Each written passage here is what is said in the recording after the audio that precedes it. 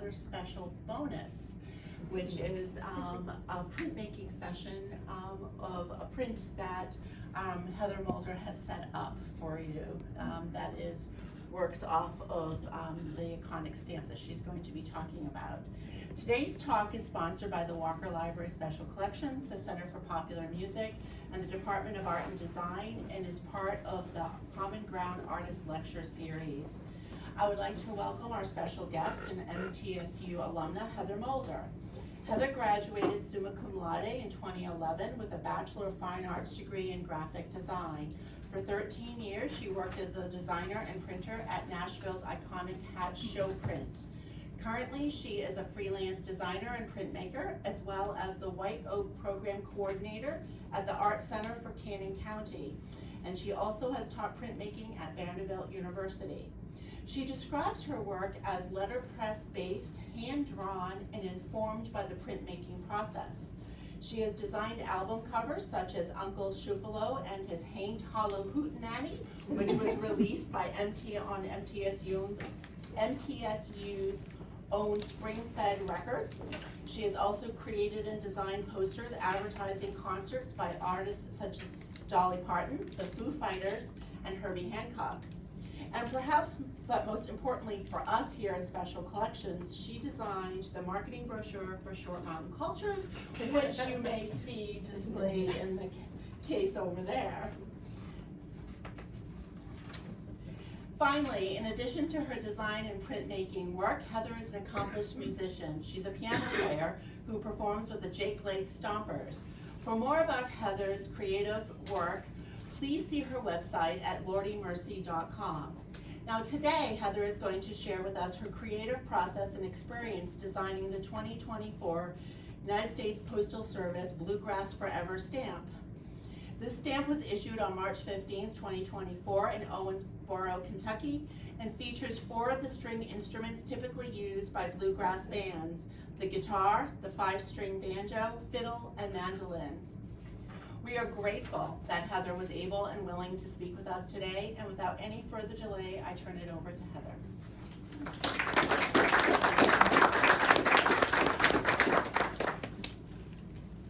Thanks everyone so much for being here. I feel like with the themes being library, stamps, printing, like I'm among my people, so I hope you all feel comfortable, and I hope you are ready to get inky after we get done talking. I just want to share a little bit about my experience. It's really been like a bit of a life-changing experience, getting the right place, right time, getting to work on this project. I feel very lucky, and I just want to share with you kind of what the journey's been like. I think one of the first questions that people ask is like, how did you get to do this? Like, how did you enter? How did they find you? This is actually the part of the process that I'm like the least personally involved with, but from working with my art director at the Postal Service, this is what I've learned about the process if anybody else is also interested in doing this stamp. The stamps each year are chosen by the Citizen Stamp Advisory Committee, so you can see the picture of last year's advisory committee with the Postmaster General here.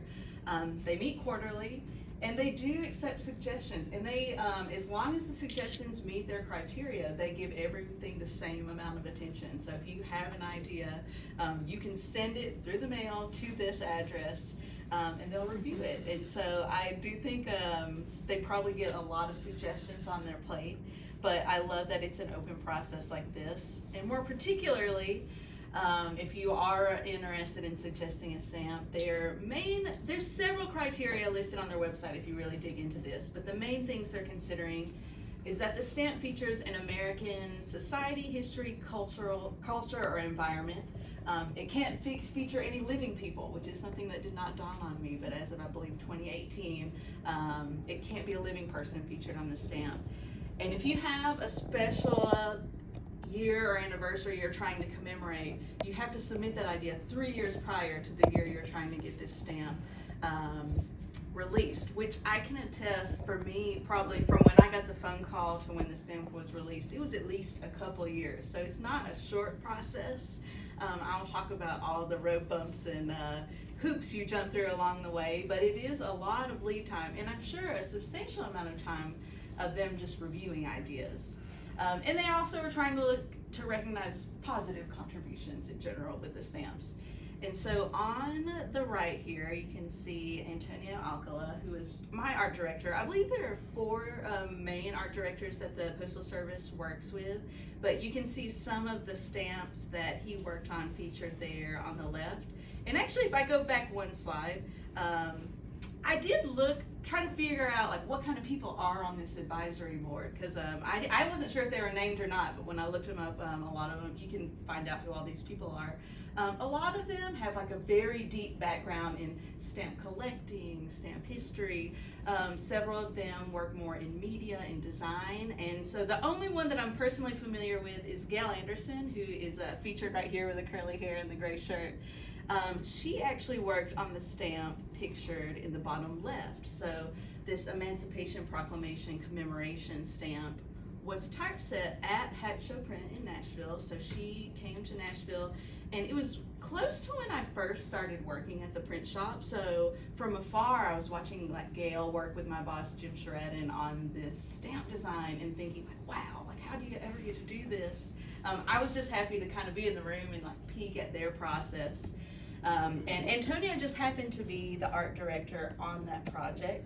Antonia also worked on these other stamps featured here, the most recent of which is the Appalachian Trail stamp there in the bottom right. But he has such a specific brain. He's worked in this process quite a while. When you take into consideration like what you have to consider when your canvas is this big, it's like a really particular kind of brain. Like I'm used to making big posters, and so my biggest challenge along the course of this process was thinking small and like what's going to show up at that size. So he was really great to work with, and truly by chance is how I came into this equation. Because he had worked with Hatch in the past, he knew we were working in this very historic process. If you're unfamiliar with letterpress, if you've ever like carved a stamp or done any rubber stamping, similar idea, like all our imagery created here, like the guitars were carved in wood and then pressed into the paper. And typically, like with the Emancipation Proclamation stamp, it was created with wood and metal letters that were set backwards. So you set them up backwards, ink them up, run them through the press, which you're welcome to do after this if you want a more hands-on experience.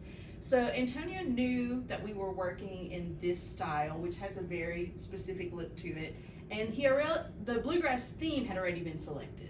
So he was trying to solicit an illustrator that worked in that style. He called my boss at Hatch, and it just came my way.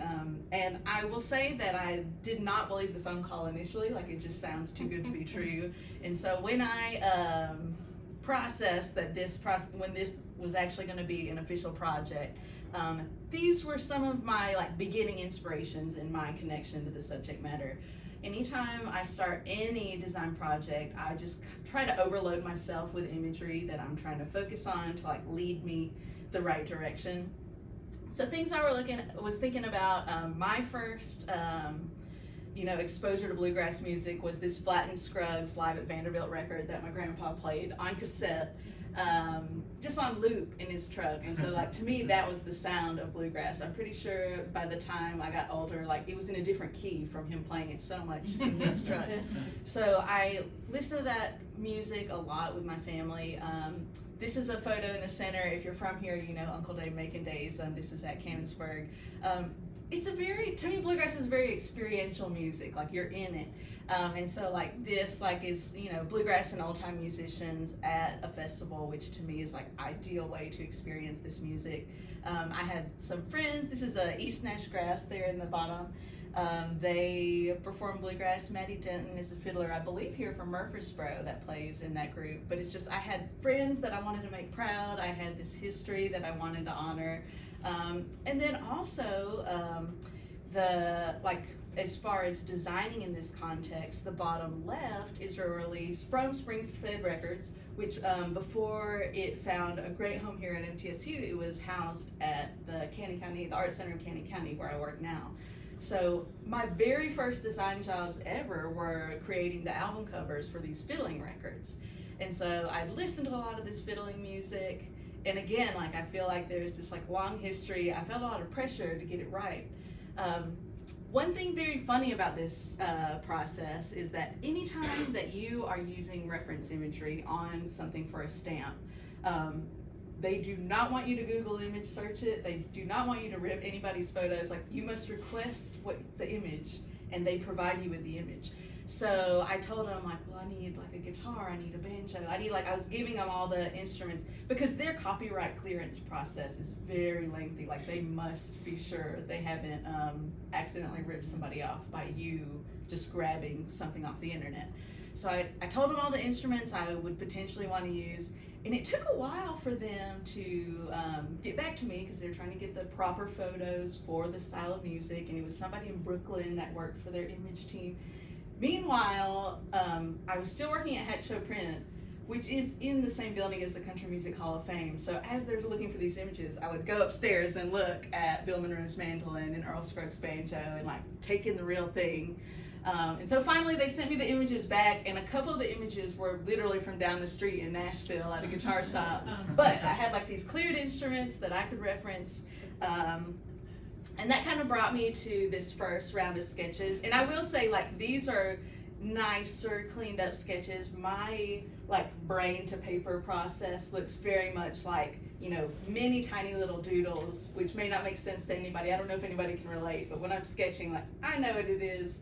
That's not what I gave to the art director.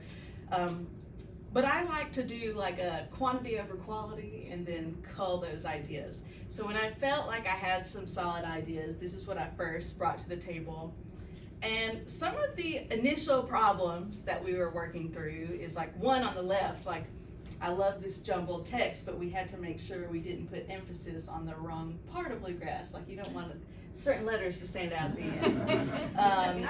And then in the center, like, I wanted all the instruments I dream of to be featured, but when you shrink that down, it kind of became a jumbled mess. And so then we took a look at, like, what if we did a very simplified version, and how would they fit together on the page? Do we need to make two stamps that fit together? It started to get kind of convoluted, even though it was a simpler execution of the words. And this is the part where I have to give a ton of credit to Antonio, my art director, because he's really the great mediator. Like, I would do these sketches, and he would take them probably to that board, you know, the people he answers to review them, and he would take no telling how much feedback to me to create the next round of sketches. So he did a lot of the middleman work while advising me, like, hey, this is going to be too little, this is going to not work. This is another like solution we were trying to figure out, like, if we made a sheet of these and we made a decorative border around them, like, how could they look? So this was another iteration of those sketches. And then here was a direction where we thought, like, there was a poster design I had done that had all this like tiny iconography in it, and we thought, like, how fun would it be to like bring in all these references from our favorite bluegrass songs and some iconic subject matter. And some of the feedback I got on these was like, you know, you can't put a moonshine jug in there. Like, I don't know if the church is supposed to be in there or not. Like, there's just like tiny things that may or may not work in that context, which I hate it, because I do love like any connection to story or things that people on the inside will really recognize and connect with. I love putting those in there. But the bottom line on this design is, when it becomes like 1.5 inches tall, all that stuff really disappears. So it works great at this scale, but this was also kind of rejected as far as ideas go. And then we got to this point where they wanted to add that high lonesome sound often associated with bluegrass into the copy, and just really simplify things to where from a distance you could tell what was going on, but you still have enough to capture what bluegrass means. And kind of my inspiration in this, like, when I think of bluegrass, before I made this sketch, it's when we just came from here. It was off the table. They didn't want it. They didn't want the other ones. They were just looking for something else. And I went to, it was actually a release show for an album that Spring-Fed Records here at MTSU had put out. Stole from the Throat of a Bird was an album design I worked with them with, and they had this fiddling concert to showcase all the people involved with this project. It was like a huge box set that they had been working on for years. They're celebrating it finally being done. So I went to the violin shop in Nashville and watched all these fiddlers, and I'm trying to think, like, what does bluegrass look like? What can I take from this to put in this stamp? Because I had to, like, the next day I really needed to send something. And all I could think about was, during the course of the show, if you have watched any of this music live, the fiddles aren't plugging into their own personal amplifier. There's usually like one microphone on the stage, and when it's your turn to solo, you lean into it. Like, everybody kind of regulates, they mix their sound levels by leaning in and out. They kind of really work as a team. And so what I was thinking of as I created this image was that kind of band leaning together and like what I was seeing at that concert. And I tried to think, like, how can I do this without the people, just the instruments, but you still feel that feeling? So that's kind of what went into this iteration that became the final design. Once I got the green light, so just so you know, this image was generated digitally. My process bounces back and forth a lot between the analog and digital worlds. Like, yes, I'm a letterpress printer, but most people just want you to email them a file they can put on the internet. So I drew all my sketches in pencil, but then I bounced them into the computer to do all these remixes for the Citizen Stamp Advisory Board, or my art director. And then once they gave this the green light, I bounced this back into analog world to put it on press. And I was really excited that they allowed me to take the time to truly carve this and print it. Because you'll see, like, even from this image to the final one, you can see it's like a little more sterile and a little more clean cut. I think some of the really great texture and the messing up, like, of where your hand slips a little, is like what adds to the character of the final piece. So this was the digital version before it got printed. I flipped all that imagery and typed backwards to carve it in wood, and so these were some of the process photos as I was carving it. I think some of the biggest challenge was like carving that type cleanly, because when it got shrunk down, there wasn't really room for a lot of slippage.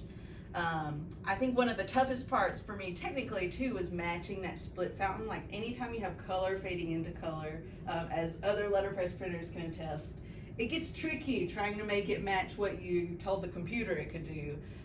Trying to translate that to a real world color mixing swatch. You can see I have my digital copy on the table, and I'm trying to see if the printout matches.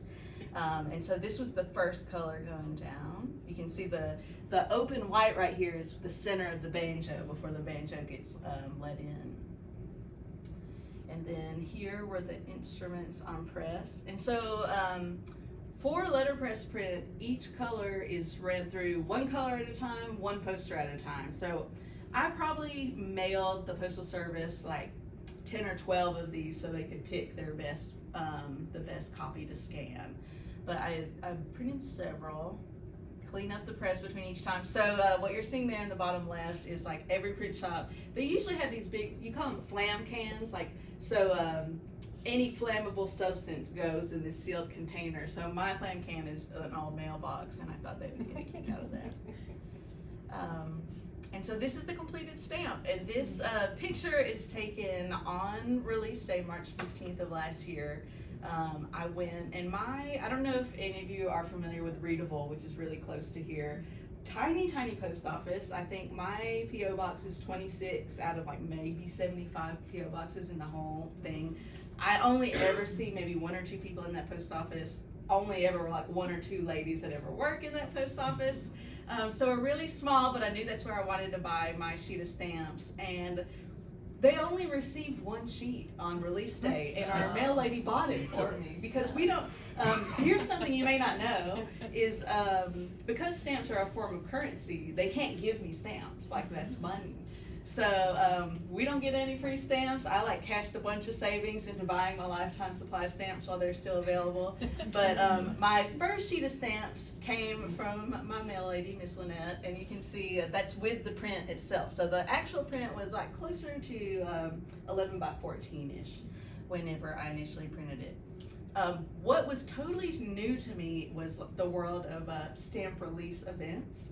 There's a cult following. I don't know if we have any philatelic people in the room, but this is like, to me, like incredibly nerdy and exciting, and I love it. I think I just really got pulled deeper into this whole process over the course of this project. So this is, as soon as I bought those stamps from Miss Lynette, we drove straight to Owensboro, for the official ceremony. And typically the ceremonies are in a place that is associated with the stamp coming out. And so even though it wasn't designed in Owensboro, like this is where the Bluegrass Museum is, so it was a no-brainer to have the stamp there. I didn't know anything about first day of issue cancellation stamps, so there's special stamps on the first day to get your stamp canceled. And those were slightly based on the artwork. And I always like to mention, it was my mom's birthday when the stamps came out. So she was really, it was all really about her that whole day in her mind. So she took a picture with every bit of ephemera that was at the Bluegrass Hall. And you can see here, people were lining up to get these stamp cancellations. Like, I never knew it could be so thrilling. I never knew, like, I feel like as a letterpress printer, like, you're never in a situation where, like, people want your autograph on stuff. So this was like a very exciting time. Ricky Skaggs unveiled the stamp. Like, this is other things I never thought I would see in my lifetime. So there was actually like a program along with the release. So it's not just them pulling the stamp, like they had cloggers, they had, you know, national anthem was played on a banjo. I mean, I couldn't imagine how this goes. And then Ricky spoke about his connection with Bluegrass, and he had a concert later that night, and this is just a picture of like some of the stamp related ephemera that was being sold. And again, like, I just never thought I'd be signing autographs for designing a thing. I feel like, you know, a lot of designers, like, it's our job to like make somebody else look good, like we're usually like pushing some other event to the forefront. So this was the big official national release. But while I was there, the guy in this photo, Mike Henry, is in charge of these release events. And I spoke to him about doing a potential release in my hometown, because I knew around the time the stamp came out, it was the 1-year anniversary of a tornado that had hit the Readable post office. So like a pretty devastating tornado had come through that area. I had like lots of friends and family affected, like some homes totally flattened, but it took the roof off our post office. Like, I'm pretty sure the day I mailed out the artwork, after that, the roof came off. And so the Readable post office had just rebuilt, it just got a facelift, and there's like no way parking was like ready for an event, but that just seemed like the right place to do it. So you can see the size of the post office from across the road, and as like magnificent as the Owensboro release was, like this really just like hit home for me. We had like a historian talk about the history of the town. We had like people from all over that came that would never come to Readable, Tennessee. And there were like, I think during the course of our little program, like 2 tractors passed through and interrupted the speeches. We had to like wait for them to go around the corner. But I think why this event was so important to me is just like being in this area. We had like musicians play. This is like our regular post lady. They did order more stamps for this event, so they had some on hand. This is my old boss Jim that was helping man. We had a little press on site so folks could print. But I think just being from this area, people just think there's no, like you graduate and leave town if you want more opportunity, and I don't think people see that you can still print something in your backyard and get it recognized on this level. I mean, I certainly never thought that was an avenue, but places like the Art Center, places like Springfield Records, made those sorts of opportunities accessible for me, and I just wanted to show people in this area that it could happen, even though it felt like Lucky Stars lottery, like being able to do this project. But this event was like super important to me. I'll never forget it. And then like Mom's birthday on top of it was like cherry on the cake. But I just really enjoyed getting to share this process, and just as part of MTSU, I hope it can help like just spread the wealth a little bit and put us on the map. But this is the print that we did at the event. And that's it. It's the process. But I'm happy to answer. I don't know if anybody has questions, but happy to answer, and if there's none, we certainly can print. Are there any questions for Heather? Yeah. What's the part about canceling a stamp? What does that mean? So when the stamp gets mailed, they have to prove that the stamp has been used, so they like stamp it to cancel it. Okay. And so I didn't know this, but like if you're having certain events, you can apply to get a special cancellation stamp. So the rubber stamp can have different artwork on it. Because usually you know those like wavy lines that you picture in your mind is your standard, but they have Christmas ones, they have special event ones, and you can just apply through it with your local post office. Okay. Yes. Did you have some kind of a concept for the pegs on the instrument? If I call them a visual motif, I mean, I think you can almost see them in abstraction, the way they're kind of Yes. floating. I think my whole MO with these was like make them accurate enough that people that know the instrument are not going to call me out, which they did. Like I had to move the banjo tuning peg up and down a little bit till I got it to an improved spot. But I also wanted it general enough that they say like, you didn't get this Gibson model right. But Ricky Skaggs did say the mandolin looked right, and that was my true concern because it's the most complicated of all the shapes. So I definitely tried to abstract them enough that I wouldn't. And I think that was the funniest part to me in the photo procurement process, because I certainly was not going to like get every fret perfectly drawn, but I did want an accurate representation for the people that would be very scrutinizing this image. Yeah, maybe I'm just letting my visual imagination wander, but I kind of see like chess pieces or towers, around the pegs. They kind of have a life of their own. I like that. Yeah.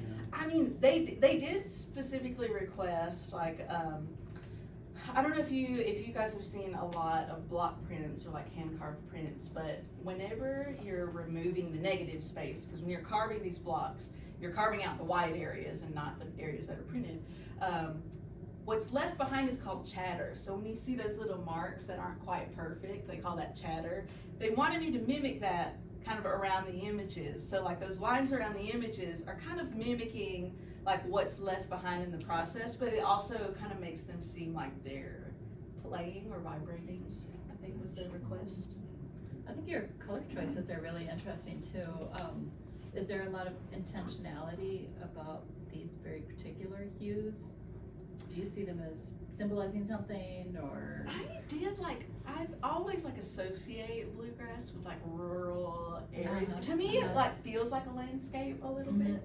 I did give them a few color choices. I did some that was on the nose, blue on blue. But this one did feel a little more light and hopeful. But it also, to me, it feels a little bit like a landscape. That's where my head was at, anyways. In your work, do you find yourself making a lot of handmade type as opposed to with your illustration and then pre-made type? Yes. I think that's so fun. When I started my own shop at home, I was so spoiled because I was working at Hatch, which has a crazy amount of type in it. I don't know what our time's like, but I have some pictures of my home shop. if you wanna see it. We've got plenty, so yeah. Oh no, but this isn't my computer. It's not your computer. I'll just describe it to you.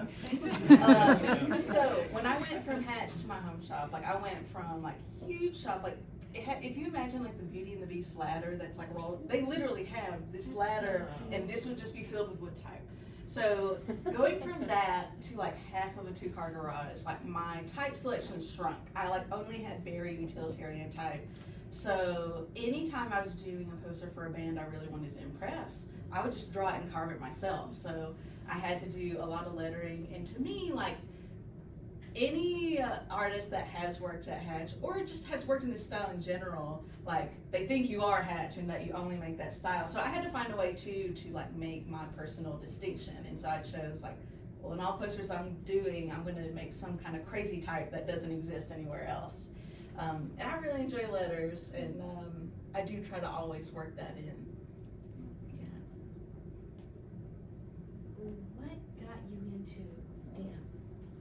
Did you transition into that?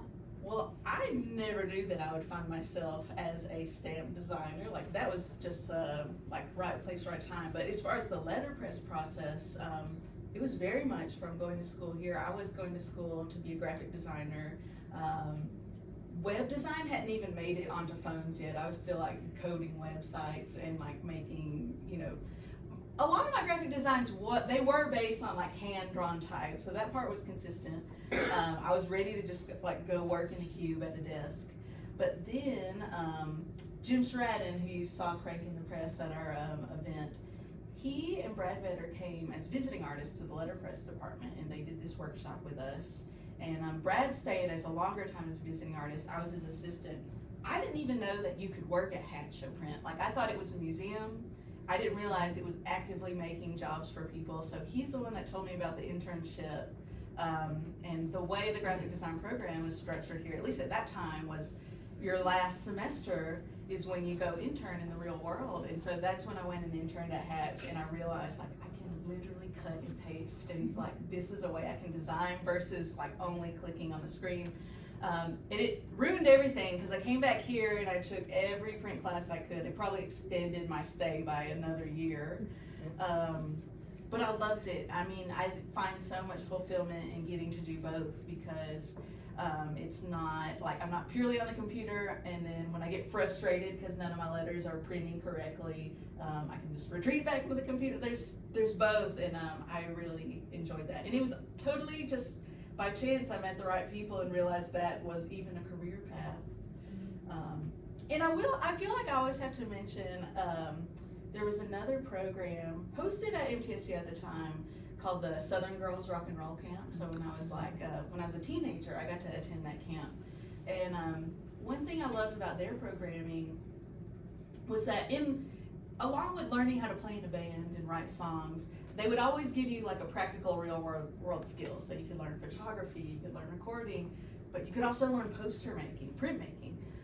And I did not even know that you could grow up and make posters for a living. And so that was another first time I realized that was a career path. But a lot of it leads back to here. It was just like getting to be exposed to that. How long is your stamping production for? I thought that it was only through the end of last year. But I've heard from folks that they've still been able to get it. Like I know that post office that had it still, if they haven't sold out, it's still available. And I'm not sure if the website, if it's still available, but that's where I ordered mine. It is still So- available on the website, and the last I bought a sheet a few weeks ago at the main post office here in Murfreesboro. So, I don't know if they still have them. What post office? You can also get them from stamp dealers and vendors. You can go on that I site. panic bought a whole lot of it last year because I thought they would never come back. So I thought, well, I'm just gonna buy a lifetime supply. That's my investment. If there are no other questions. Actually, Okay. I have one All right. more Okay. if you'll let me. In your work, both I think with the stamp process, but also in your graphic design work for clients, do you find yourself running into this kind of tension between a point where you look at something and you feel very strongly, this is it, this is good, but then the client doesn't like it? Good question. So how do you Yes. work around that? How do you work with that? I feel like tale as old as time. If you give them like a really great design and a very mediocre design, they're gonna pick that one every time. So I try not to show anybody anything if I'm not at least a little committed to seeing it to fruition. But also, I taught in the internship program at Hatch for a long time, and one of the great things about their internship program, which I learned when I became an intern, is that like you do everything a full designer, like you're designing posters for the Ryman, for the Grand Ole Opry, but you're also doing like the Plumbers Convention and everything else in between. But you get that experience, and when I would talk to interns, I would try to tell them, because letterpress is such a time-intensive process, like if you're setting up a letterpress poster, you might be spending like a solid day putting all those letters backwards or carving that imagery backwards. And so I just like always stress the importance of communicating with their client and like trying to get on the same page as them, especially if it's someone we hadn't worked with before. And this could be a stretch, but I have a friend, Mike Casey, who's a magician, which you laugh at, like you have this image of a magician. He's really great. He tours opening for like punk bands, like he's like kind of like this cutting edge touring musician or magician. Anyways, the point I'm trying to make is I don't know if you've ever seen magicians do like the mentalism thing where they can like guess your pet from high school and he can just tell you. I don't know how he does it, but I do know that he's really good at reading people. Like he reads body language, he looks how you're responding to him, and so I would tell the interns like you need to be like Mike, like he can just read minds. But really, what I'm trying to tell them is like you should really like. It's like amazing how much we underestimate like what a phone call will do. Like just to hear somebody's tone of voice as they're speaking to you, like it takes mere seconds to figure out like, okay, they actually don't like this design versus like a cold email, which I think times are changing. Like some people do prefer working that way, but anytime I can make a human connection and really feel like I'm getting to know them, even if I only get those few minutes, I think it's super important in any sort of design, but certainly in a sort of design where you're investing so much time into like setting up even a proof, because you're literally building it piece by piece. So I try to be good enough friends with my client from the get-go that I can think like them, but definitely not always the case. I think the bigger your board is, it's when you have committees that is truly the problem, because you can have a champion, but it doesn't mean that they're going to say yes when they all vote together. Everybody knows about committees. Okay,